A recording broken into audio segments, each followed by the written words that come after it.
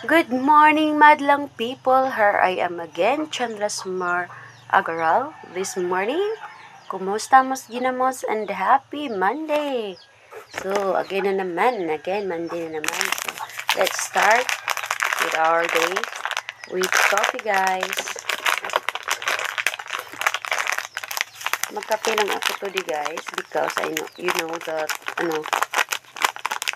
iba yung ko mundo ko today. Ano yung ko? Tiyan ko. Hindi ko alam kung anong nangyari.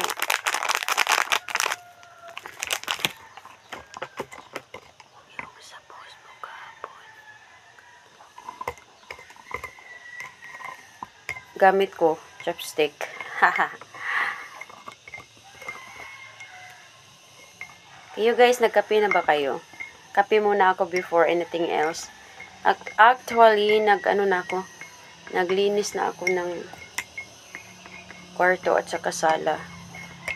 Munting ko. Kaso gusto ko uminom muna ng kape. At saka At may kasama tayong pan. Pan sa Bisaya. Tinapay sa Tagalog, bread sa English. Let's have coffee this Monday morning. God bless everyone, especially sa mga taong laging nandyan sa kalsada. Shout out sa mga driver dyan, lahat ng driver. Mag-ingat tayo lagi kasi ang dami talaga aksidente sa daan. So, careful lang guys, careful.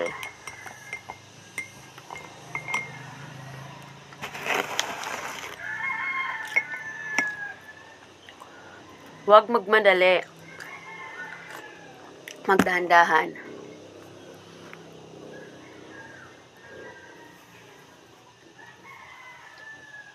Guys, kahapon, pumunta kami ng ng kapatid ko. May pinagawa kami doon. Tapos, gusto ko masayaw sa area niya. Kaya yun, diba ang ganda ng province life? Yung malalayo sa mga kapitbahay mo.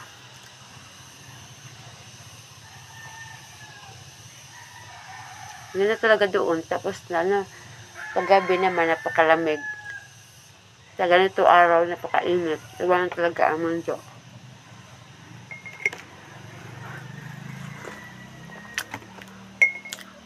Patuloy na lang tayo sa buhay.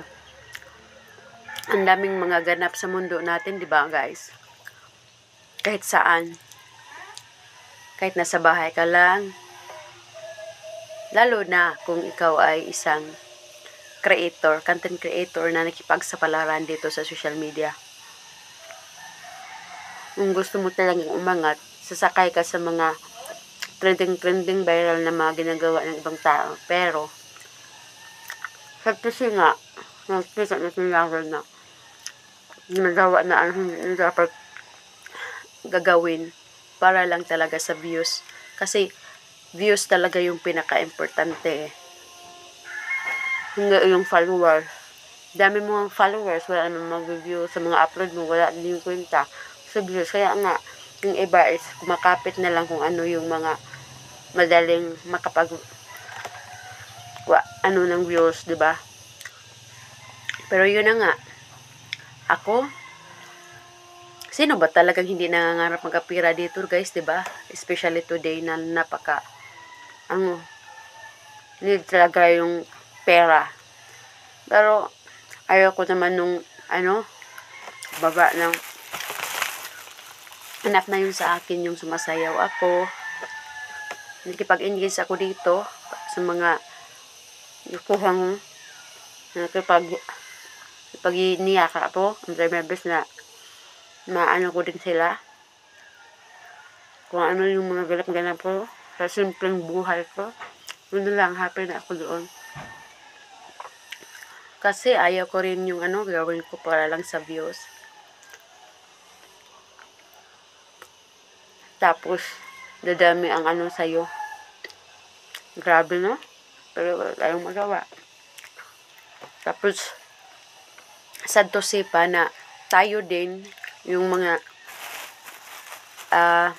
alam naman natin yung kung ano yung masama at mali. Masama at mabuting gawin. Tayo din yung isang lalo pang gugulo ang mundo. Kasi sumasawsaw tayo eh. Hindi na natin problema pero tayo. Nakisali. Alam ko may kanya-kanya tayong hinangaan dito, may pero ako nga, ang dami kong hinahangaan talaga dito. Lalo na yung mga alam mo na artista. Pero may mga ginawa na hindi na maganda, instead na magko-comment ako, hindi na lang kasi ayaw ko ding makapagsabi ng hindi maganda. Kung gusto niya yung ginawa na wala tayong magawa, pero hindi naman natin sa punto na tayo din yung way na nakaambag tayo upang yung both side yung may mga misunderstanding lalo bang gugulo para mas lalo natin silang iangat, tapos tayo is ginagawa lang tayong mga ba. Kasi kung wala talagang commentator dyan sa mga uploads, walang mag-share, kahit anong gawin ng isang content creator, wala silang magawa kung walang mag-views, walang mag-react, walang mag-comment, walang mababash. Kaya nga, yung iba, gumagawa ng mga fake content, kung ano-ano na lang, para lang mapag-usapan, like, yung mga marites, yung mga tao na nag-aabang ng kung anong gagawin, maghihintay talaga. Kaya, yun, gagawin talaga yung mga, lalong-lalo na yung mga creator na marunong na talaga. Kung hindi natin alam na tayo lang din yung sa ating sarili, nag-stress. Hindi nila tayo kilala personally, but tayo yung lalong nagpaangat sa kanila. So, dapat naman, before tayo mag-post ng kung ano-ano, magsalita lang hindi maganda sa isang tao, hindi natin alam kung ano yung istorya, better unahin na muna natin focus yung sarili nating dashboard or gagawin, di ba? Wag muna tayong makisalsal sa iba. Nakaambag pa tayo sa kasikatan nila, pero sila walang magawa para sa atin. Yun yung realidad. Gamitan lang dito sa social media talaga, frankly speaking. Hindi mo na alam kung ano yung totoo. Kaya kahit alam naman natin na hindi sila totoo sa mga sarili nila, mismo tayo yung unang respeto natin yung sarili natin at magpakatotoo tayo. Dahil alam naman natin kung gustuhin ka ng tao, no need mo na yung i-explainan. Kung gusto nila yung mga uploads mo, tiyak na dyan lang sila lagi. Kahit hindi man 24/7 sa'yo, but at least they are trying their best na makapasupport sa'yo. Hindi naman nun sa panahon at magla-live ka, kung ano yung mga upload mo, i-share lahat, gusto mong i-share, makikita mo yung totoong nagmamahal sa'yo, sumusuporta. Hindi, kasi realidad dito guys, sa social media. Totoo nga yung hindi ko nila lahat. Totoo nga ang isang tao kung may mapala sila. Lalong-lalo na ngayon talaga na ang hirap ng mundo. Totoo nga ka ng 5 oras dyan kung wala kang mapala. Ano ba yun? Depende na talaga yun sa tao. Kung gusto nila yung isang tao, kahit maglagay siya sa live na walang ginagawa, kung gusto niya yung tao. So, andyan lang yan. Kaya kung may makita ka ng mga ganyan, pahalagahan mo.